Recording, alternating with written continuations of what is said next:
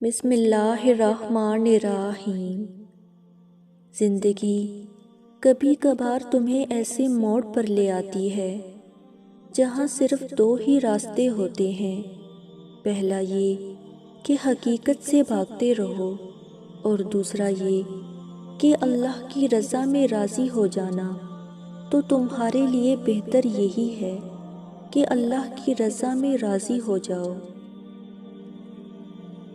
تو پھر جو چیز تمہیں اللہ کے سوا کوئی نہیں دے سکتا، کیوں وہ لوگوں سے مانگتے پھرتے ہو؟